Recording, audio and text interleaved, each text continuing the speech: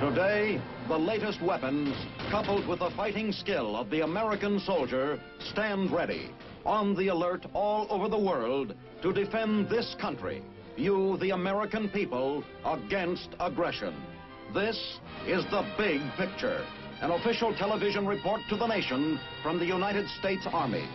Now, to show you part of the big picture, here is Sergeant Stuart Queen. If you had somehow slept through the last decade and a half, you would never have known about the proud men of the 24th Infantry Division. For this division was created for our own troubled times. But in its brief history, it has written an heroic record which assures it a place of glory in the military annals of this nation.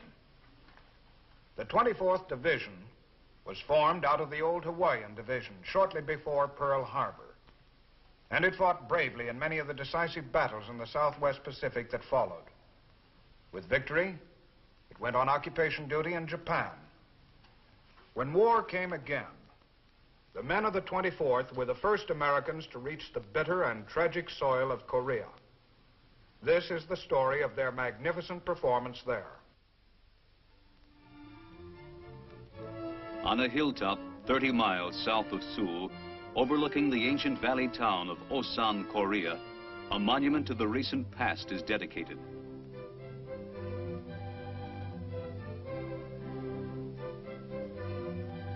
The long and bitter struggle in Korea is a page of history now, but one whose importance and meaning will endure forever. And this monument commemorates the first American soldiers to begin to write it, men of the 24th Infantry Division. A grateful nation whose land was plundered and whose life was threatened by the menace of communist aggression remembers these men. And a proud nation who bore these men and trained them, it remembers too and salutes them.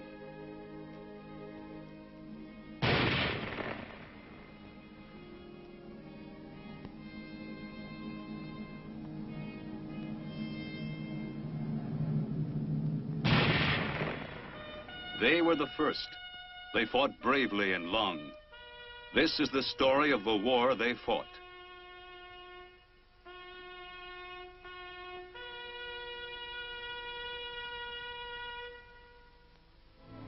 In June of 1950, the 24th Division was engaged in the occupation of Japan, as it had been for 4 years. Ever since the end of World War II, the men of the 24th had worked to help Japan rebuild itself.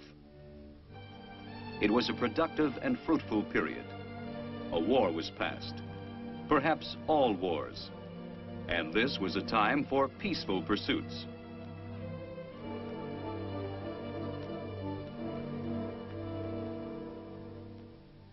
But hope for peace was already dying as 1950's summer bloomed. North of the 38th parallel in Korea, communism was readying its timetable for aggression, and a massive array of men and weapons stood poised to strike.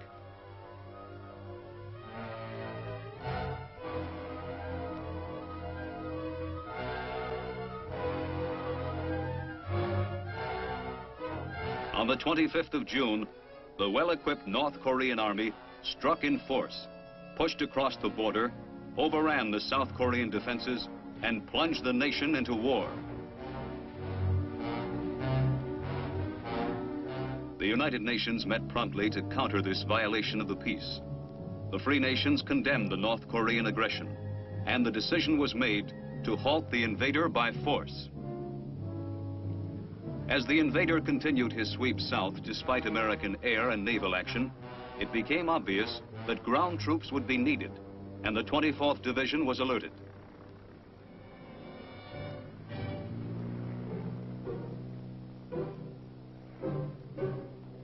First to go was a task force of 540 men and their weapons.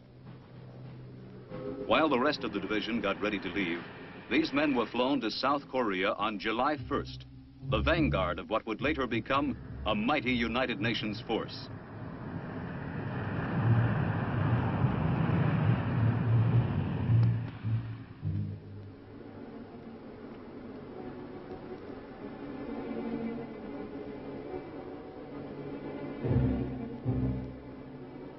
Their orders were simply this: move north, stop them where you find them.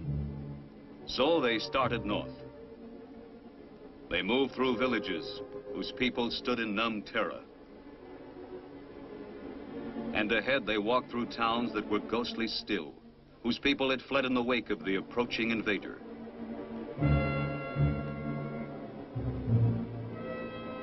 And finally at Osan, with the enemy only a few hours ahead and coming fast, they made their stand. On the hill where the monument to their courage stands now, they set up their guns and they waited. They were few, and they could not win a war by themselves. But when the enemy came, they could try to delay him.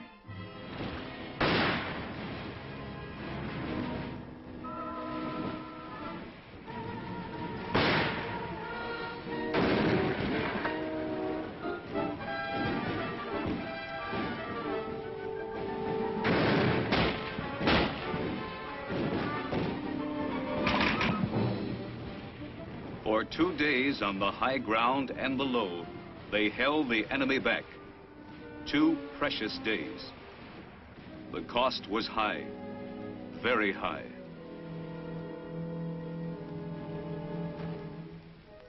But the time bought in blood and courage by that tiny band of warriors permitted the rest of the 24th Division to load up at Japan and get over to Korea while there still was a South Korea. For the 24th, the peaceful days of the occupation were over now. Everything it had, every man, every weapon, every vehicle had a new job. The division's regiments and battalions loaded at record speed from 5 ports along the coast of Kyushu.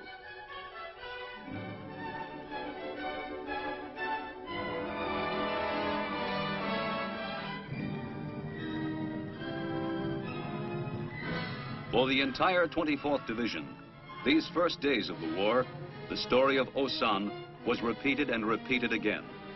Facing a powerfully equipped enemy, their mission was to fight for time until more help could come and then withdraw. On July 12th, they drew back to the Kum River line and dug in there to defend the city of Taejun.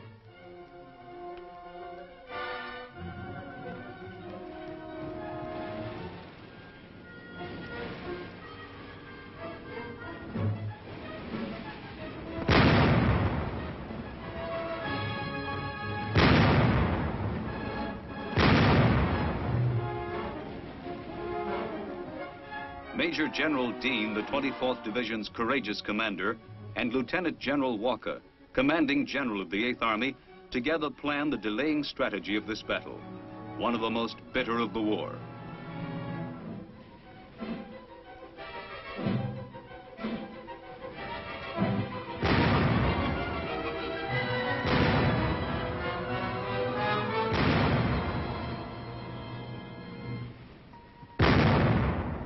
They were still fighting alone, and they put everything they had into it and bought a few more days of crucial time.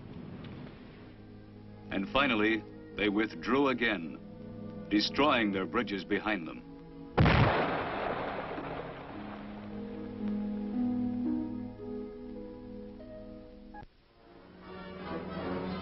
Help was on the way. The 25th Infantry Division had landed at Pusan and was pushing north. On the east coast, the 1st Cavalry Division landed at Pohangdong, but it was still the 24th Division's war at Taejun.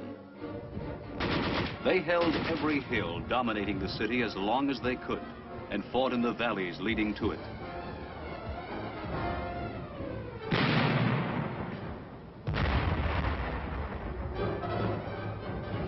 And finally, they withdrew to the city itself, Taejun, a name that will live in the record of the 24th Division as long as the division itself shall live.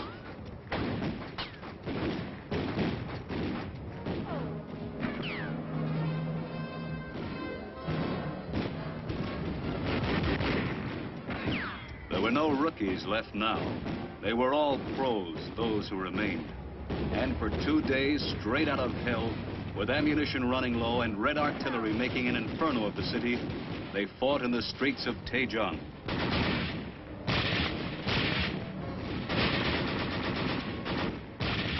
General Dean was everywhere in those raging streets, giving heart to his tired men, fighting beside them. He was taken prisoner after this battle, and it would be a long time before his division saw him again. On July 21st, the 24th Division pulled out of Taejung. They had fought the last of their lonely, delaying actions. They had fought for time and won, but it was not a victory to rejoice. The city they left behind them lay in smoking ruin, and now the world could begin to see in full measure how war would scar the face of this ancient land.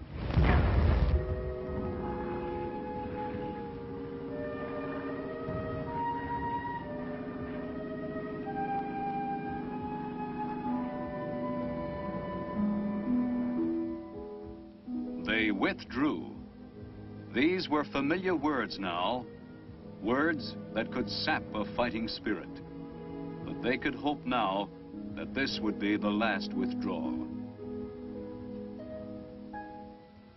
The Naptung River runs generally south along the Korean peninsula. Wide and deep, it has served many purposes in Korean history, but none more important than its use as a natural defense of the port city of Pusan. A section of this river was to be the western boundary of the 8th Army's final defense around the Pusan perimeter in the summer of 1950. The 24th Division moved back to this river and dug in. For the first time in the war, they had a position they could really defend. For the ground troops, this was a period of defense and the tightening of lines. But Allied planes took over the job of offense, carrying the war to the enemy's own positions.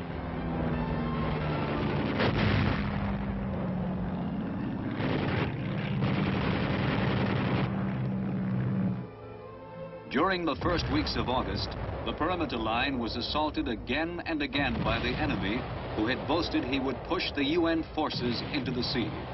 But the line held. At Yongsan, at Changyong, at Masan in the 24th Division sector, units of the 24th repelled constant enemy attacks, while behind them, the port of Pusan filled with the troops and equipment and weapons which would turn the tide of war. By the middle of August, the line was secure. By the 25th of August, men of the 24th Division had been in combat for 55 consecutive days. Now, relieved for a while by the newly arrived 2nd Division, they rested.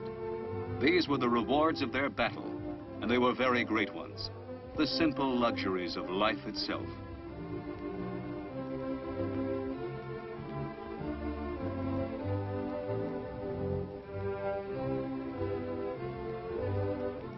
For a short but wonderful period, they were able to relax, to catch up with the world whose news they themselves were making, and to fortify themselves for whatever lay ahead.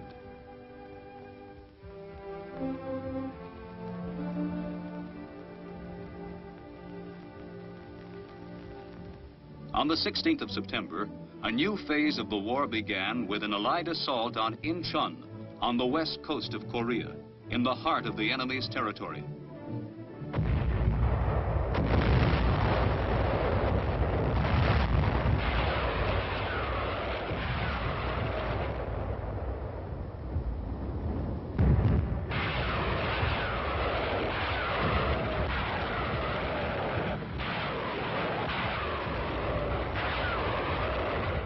General MacArthur, commander of the United Nations forces, himself directed the invasion of this port by the U.S. 10th Corps. Troops of the 1st Marine and 7th Infantry Divisions stormed ashore and rushed forward toward the capital city of Seoul.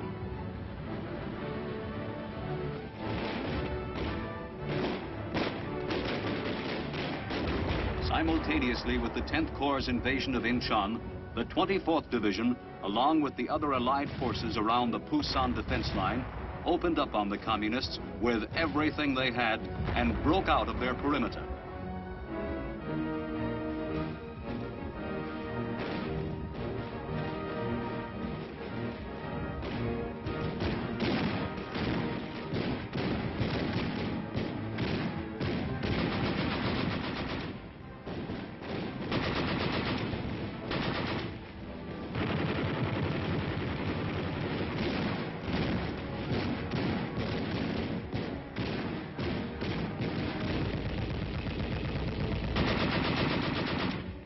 Enemy resistance was heavy, and it left its mark.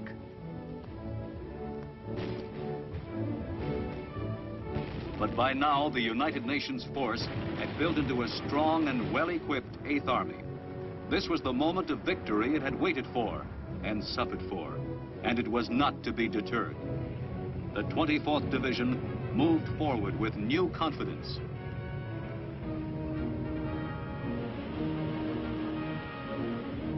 Units of the 24th, doing what they had kept the enemy from doing for so long, crossed the Naktung River every way they could on September 19th.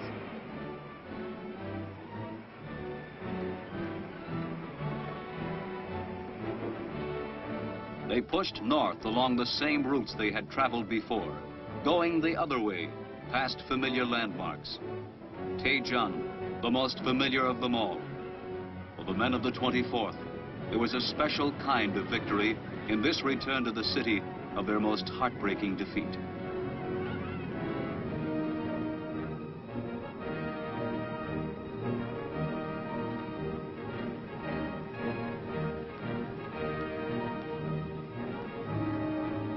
The long road back was paved with victory, but it was also scarred with memories.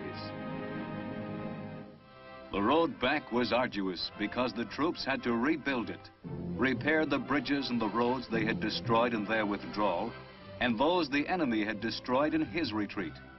But painstaking though it was a job that had to be done, and it was done, and the army moved ahead. By the middle of October, the 24th Division was crossing the 38th parallel, having helped clear the area north of Seoul.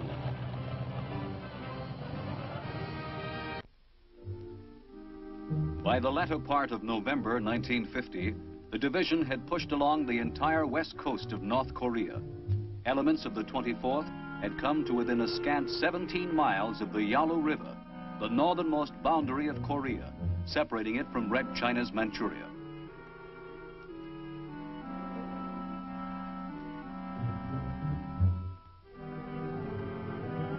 The men of the 24th Division ate Thanksgiving dinner in the snows of the North Korean mountains that year, but it was a great Thanksgiving. Victory lay just within grasp, and the hope for a Christmas at peace was more real than the biting cold of the enemy's land. But across the Yalu, in the vastness of Manchuria, lay poised a new enemy, two powerfully equipped field armies of Communist China.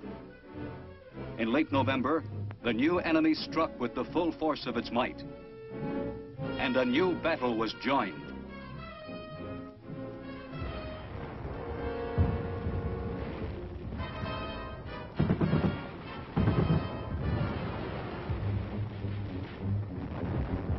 The force behind the assault of this new enemy was too strong. He had too many men, too much fire, and the United Nations command was forced back. Thus, this new war began as the last one had, in agonizing withdrawal. The hope for Christmas peace died bitterly in the hearts of weary men.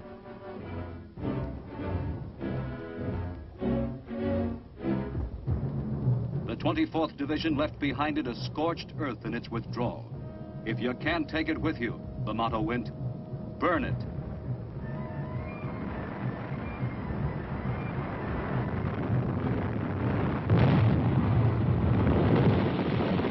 The roads south were clogged with refugees, homeless people, uprooted from their villages and driven into the winter cold by the terrifying threat of a communist occupation.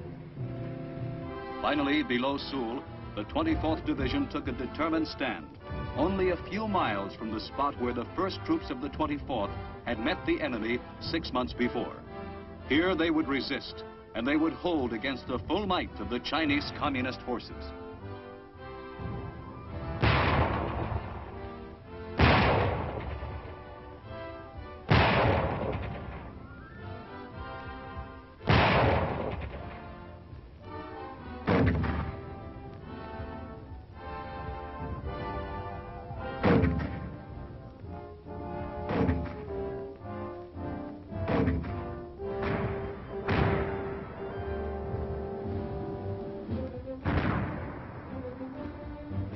January 1951, the tide turned once more, and the 8th Army began moving forward again, slowly this time and painfully, fighting hard for every mile of ground against powerful communist resistance.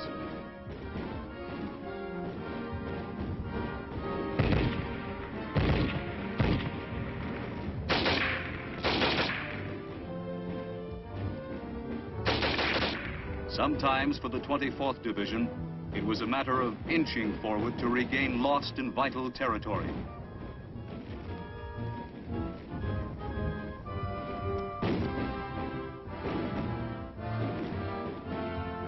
By mid-March, United Nations troops were able to re-enter Seoul, the beleaguered capital city of this ravaged nation.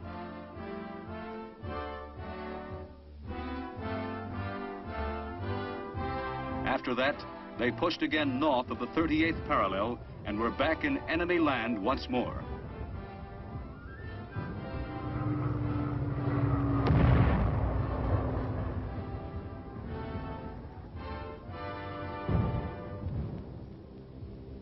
In July of 1951, while the 8th Army held positions which could not be penetrated, the enemy took up a Russian proposal to meet with the United Nations forces to arrange a ceasefire.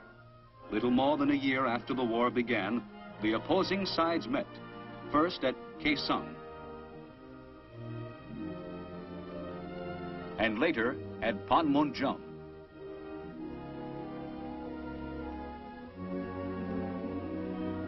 The attention of the entire world was focused on this remote stretch of Korean land, marked as a neutral area in the midst of war by balloons that flew above it for almost 2 years.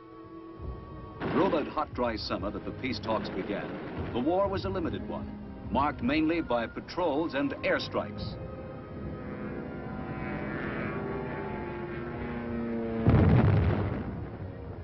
Near the end of August, the 24th Division moved into reserve, and for a month, life was one of relaxation.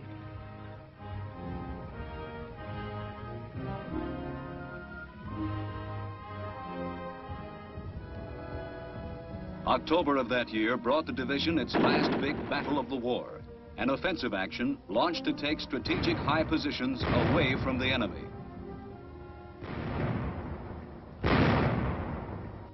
Less than 3 months later, the 24th Division moved to Japan, where it took over the security guard of that nation and underwent rugged training for a year and a half.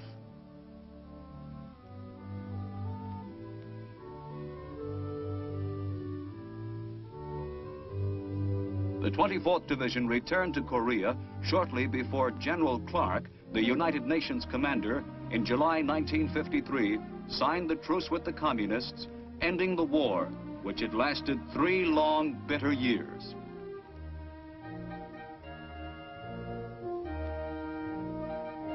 With peace came Operation Big Switch, the exchange of prisoners both sides had lost.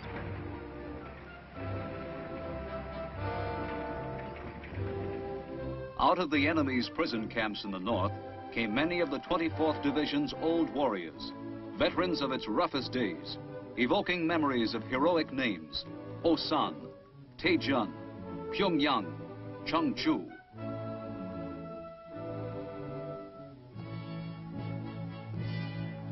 And there was none whose return evoked stronger memories than General Dean, the 24th's commander, who had been captured at Taejun. The 24th Division was charged with the mission of sending back to communist land some of the hardcore defiant Red prisoners the United Nations forces had captured.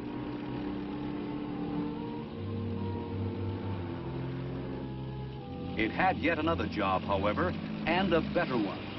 In January and February of 1954, one regiment of the 24th Division took charge of the Chinese ex-prisoners of war who elected to forsake communism and return to freedom. In this last task, connected directly with the Korean action, the men of the 24th watched this phase of the war they had been involved in from the first end nobly.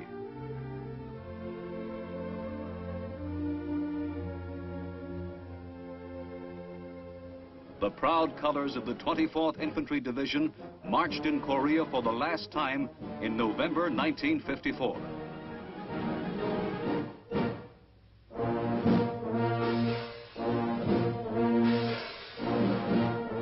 The men who had been the first to stand, to fight, and to fall in this first war to contain communist aggression staged a final parade over land they had fought for before returning once more to the Japan they had left.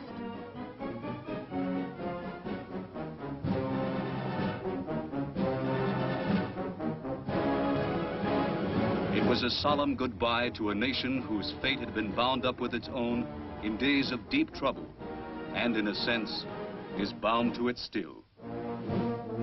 For the heroic record of the 24th Division at midpoint in the 20th century, when free men acted on their knowledge that strength and courage are the only deterrents to aggression, is written indelibly over the face of the ancient land of Korea.